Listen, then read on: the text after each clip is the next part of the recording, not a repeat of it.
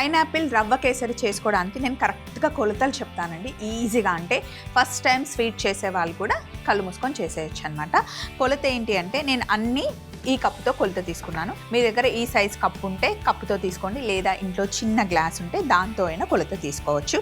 చిన్న గ్లాస్ అయినా బాగానే వస్తుందండి, అంటే రవ్వ చేసిన తర్వాత ఉడికాక ఎక్కువ క్వాంటిటీ అవుతుంది. ముందుగా కావాల్సిన పదార్థాలు ఏంటి అంటే చక్కెర, నెయ్యి, బొంబాయి రవ్వ, పైనాపిల్, యాలకుల పొడి, నానబెట్టుకున్న కుంకుమ పువ్వు, జీడిపప్పు, కిస్మిస్. పైనాపిల్ మొత్తం మరీ పండిన పైనాపిల్ కాకుండా కొంచెం కట్ చేసుకోవడానికి వీలుగా ఉన్న పైనాపిల్ తీసుకుంటే బాగుంటుంది. సో ఫస్ట్ ఈ కప్పుతో మనకి 2 కప్పుల నెయ్యి కావాలి. ఆల్రెడీ ఒక కప్పులో వేసి పెట్టుకున్నాను.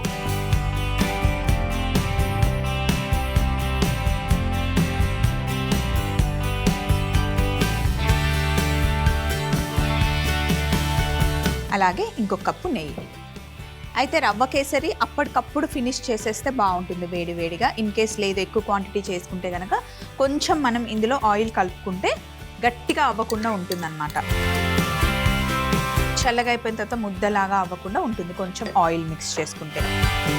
ఇప్పుడు నెయ్యి వేసాం కదా, ఈ కప్పుతో 2 కప్పుల రవ్వ తీసుకున్నాను. బొంబాయి రవ్వ నెయ్యిలో వేసి చక్కగా వేయించుకోవాలన్నమాట. బొంబాయి రవ్వ ఎంత బాగా వేగితే అప్పుడే కేసరి అంత బాగుంటుంది. పచ్చి పచ్చిగా ఉంటే మనకి టేస్ట్ అంత బాగుండదు, మాడిపోయినా కూడా బాగుండదు.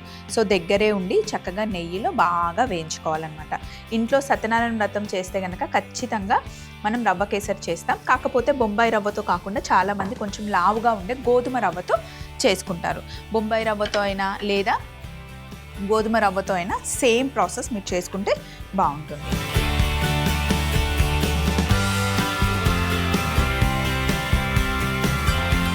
రవ్వ కేసరి ఇంకా బాగుండాలి అంటే రెగ్యులర్ బొంబాయి రవ్వ కాకుండా మీకు చిరోటి రవ్వ అని దొరుకుతుంది. అది ఇంకా సన్నగా ఉంటుంది అనమాట.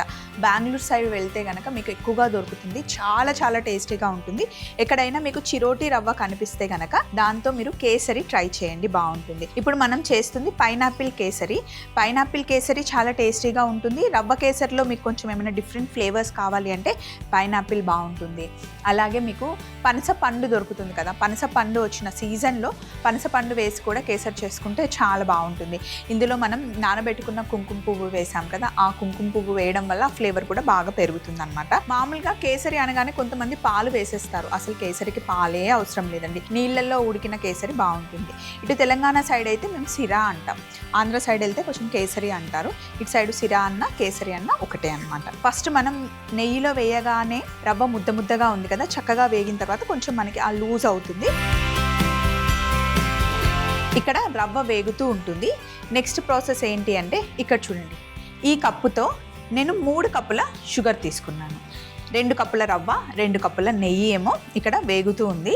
ఇక్కడ ఉంది 3 కప్పుల చక్కెర. స్టవ్ ఆన్ చేస్తే చక్కెర వేడెక్కుతుంది. అలాగే కట్ చేసి పెట్టుకున్న పైనాపిల్ ఉంది కదా, దీన్ని కూడా ఈ కప్పుతో 3 కప్పుల పైనాపిల్ ముక్కలు అన్నమాట.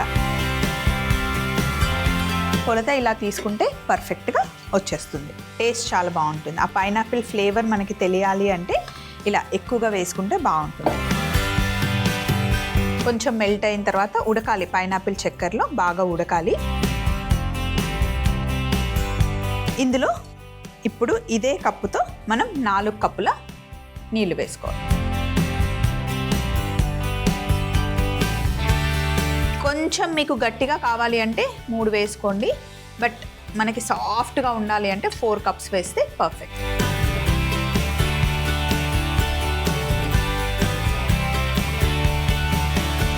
అలాగే ఇందులో మనం నానబెట్టుకున్న కుంకుమ పువ్వు నీళ్ళతో సహా వేసేయాలి. అలాగే యాలకుల పొడి, ఏ స్వీట్ చేసినా కొంచెం యాలకుల పొడి వేస్తే ఆ రుచి చాలా బాగుంటుంది. చక్కెర అంతా కరిగిపోయి పైనాపిల్ కూడా ఉడకాలి. రవ్వ వేగుతుంది, కలర్ చేంజ్ అయింది చూసారా. ఇప్పుడు మనకి కొంచెం లూజ్గా కూడా అయింది. ముందు ముద్దగా ఉండేది కదా. సో కొత్తగా వంట నేర్చుకునే వాళ్ళకి ఇవన్నీ చిన్న చిన్న టిప్స్ తెలిస్తే వంట చేయడం ఈజీ అయిపోతుంది. ఇప్పుడు మనం ఇందులో మీ ఇష్టం, మీకు కావాల్సిన డ్రై ఫ్రూట్స్ యాడ్ చేసుకోవచ్చు. నేనైతే కిస్మిస్ వేస్తున్నాను, అలాగే జీడిపప్పు. డ్రై ఫ్రూట్స్ ఎంత ఎక్కువ ఉంటే అంత బాగుంటుంది కేసరి. రెగ్యులర్ కేసరి చేసినా ఇలా పైనాపిల్ ఫ్లేవర్తో చేసినా మనం డ్రై ఫ్రూట్స్ మటుకి ఎక్కువ వేసుకోవాలి. రవ్వ మటుకి అస్సలు మాడనివ్వద్దండి. మనం కేసరి చేసినా ఉప్మా చేసినా రవ్వని చక్కగా వేయించుకోవాలి. ఆ పచ్చి వాసన లేకుండా ఉంటేనే ఏది చేసినా కూడా బాగుంటుంది. కొంచెం మాడినా మళ్ళీ ఆ మాడు వాసన వచ్చేస్తుంది.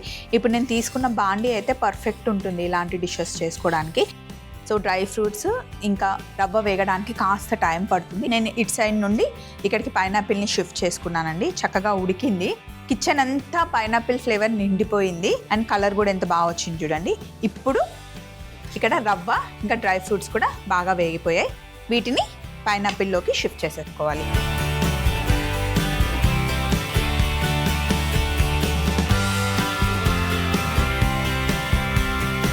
సో జాగ్రత్తగా వేడిగా ఉంటుంది కాబట్టి కొంచెం జాగ్రత్తగా హ్యాండిల్ చేయాలి పైన పడకుండా.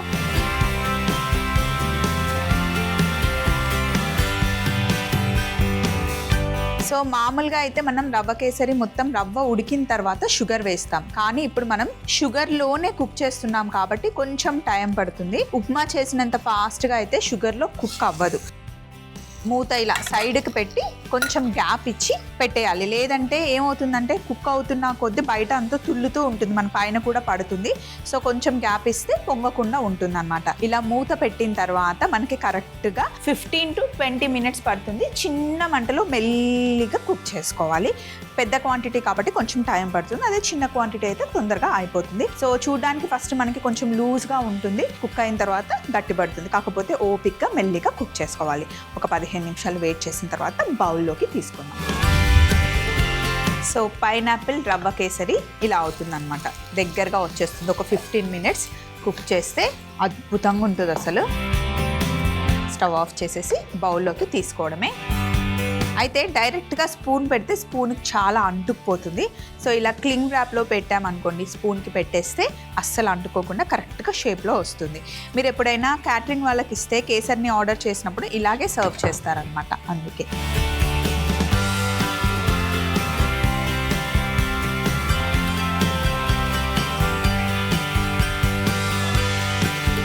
చూడండి ఎంత బాగా వస్తుందో.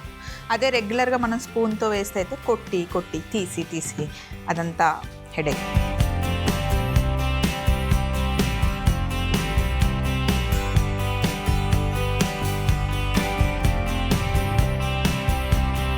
సో ఇలా వస్తుందన్నమాట. స్పూన్తో పెడితే టేస్ట్ చాలా బాగుంటుంది. కొంచెం వేడివేడిగా ఉన్నప్పుడు తినేసి కాస్త చల్లగా అయిన తర్వాత తింటే కూడా చాలా బాగుంటుంది. పైనాపిల్ రవ్వ కేసరి తయారీ విధానం: ముందుగా పాన్ లో 2 కప్పుల నెయ్యి వేసి కాస్త కరిగాక 2 కప్పుల రవ్వ వేసి వేయించుకోవాలి. రవ్వ సగం వేగిన తర్వాత ఇందులో కిస్మిస్, జీడిపప్పు కూడా వేసి మంచి కలర్ వచ్చేంత వరకు వేయించుకుంటూ ఉండాలి. ఈలోపు ఒక పాన్ లో 3 కప్పుల చక్కెర, 3 కప్పుల పైనాపిల్ ముక్కలు వేసి అందులో 4 కప్పుల నీళ్లు వేసి నానబెట్టుకున్న కుంకుమ పువ్వు, యాలకుల పొడి వేసి ఉడికించుకోవాలి. ఇలా బాగా ఉడికిన పైనాపిల్ ముక్కల్లో మనం ముందుగా వేయించి పెట్టుకున్న రవ్వ మిశ్రమాన్ని వేసి బాగా కలిపి మూత పెట్టి 15 నుండి 20 నిమిషాల వరకు కుక్ చేసుకొని స్టవ్ ఆఫ్ చేసి బౌల్లోకి తీసుకుంటే అద్దిరిపోయే పైనాపిల్ రవ్వ కేసరి రెడీ అవుతుంది.